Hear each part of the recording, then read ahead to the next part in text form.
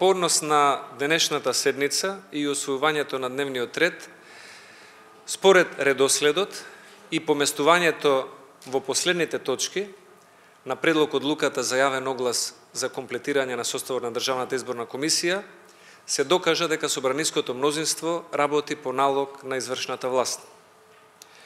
Она што претходно беа изјави на господинот Тунтев од СДСМ и на господинот Живата Деми од ДУИ, дека предлог одлуката за ДИК е законска и коректна и дека начелно ќе ја поддржат, изгледа дека сепак е само нивен став, но не и нивна одлука без да добијат одобрение од владата на Република Македонија. Се покажува дека законската обврска да се распише оглас за ДИК, моменталнава состојба е незаконска, собранието незаконски 40 или 50 дена го има пробиено рокот, е одговорност на собраниското мнозинство, на кое што поважна му е наредбата од владата, отколку обврските од законот. Во следниве денови и недели и сами ќе бидете сведоци дека оваа точка е ставена на дното на дневниот ред токму заради желбата на две коалициони политички партии, истата да не дојде како точка за расправа и одлука пред пратениците. Кому му одговара Државната изборна комисија да биде неекипирана и кому му одговара ваква битна установа да биде празна, веројатно ќе да знаеме со редоследот на настаните кои што би не очекувале во следниве неколку месеци. Јас толку би имал, повелете доколку имате прашања. Повелете.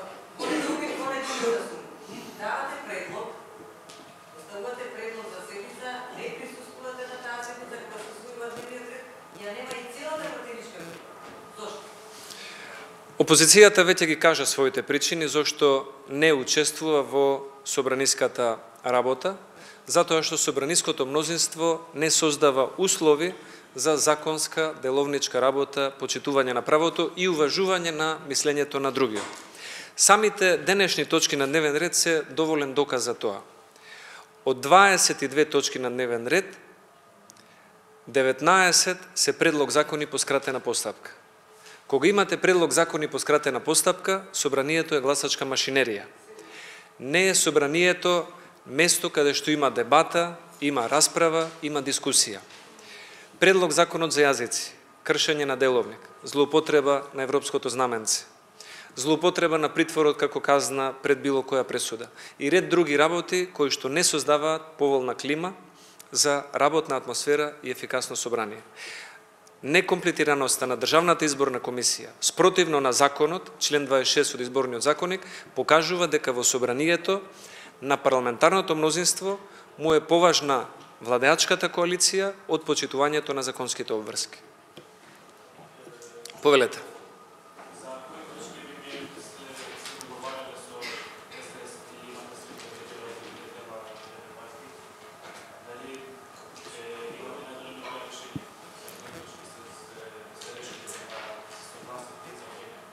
Извинете, дали сме?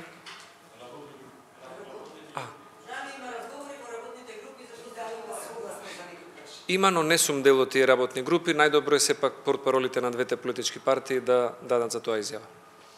Повелете.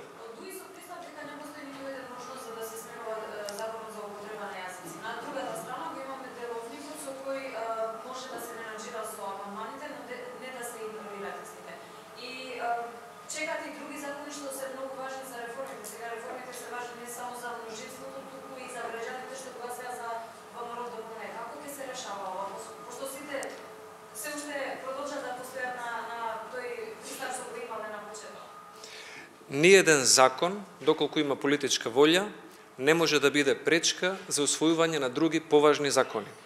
Доколку кај парламентарното мнозинство има волја да им се даде предност на реформските системски закони кои што се гласаат со 2/3, нив ќе ги стават први на расправа и на усвојување, а потоа ќе го стават според нас неуставниот закон и амандманите во законот за двојазичност. Нашето мислење дека овој закон беше против сите процедури и правила во деловникот, протнат во собранието, со злоупотреба на европското знаменце и со скратени постапки за да нема јавна дебата и дискусија. Ваков закон, доколку се усвојува, треба да има широко мнозинство, бидејќи треба да биде закон кој што обединува, а не закон кој што разединува. И остануваме на ставот дека секој амандман треба да се разгледа, бидејќи се сите исправно поднесени и сите се веќе евидентирани во Собраниската архива. Било какво изигрување на таа расправа и по однос на амандманите ќе значи продолжување на кршење на деловникот и тоа ќе значи дека политичкиот договор за законот за двојазичност е поважен од Уставот на Република Македонија.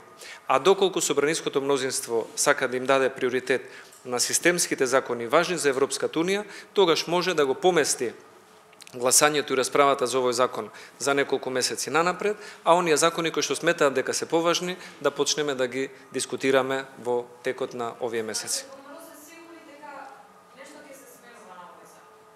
Ние сметаме дека овој закон треба да биде усогласен со Уставот. Овој закон е важен, но поважно е законот да биде во согласно со Уставот и да ги обединува сите граѓани, отколку да им се допадне на двајца коалициони партнери, а да го крши Уставот на Република Македонија.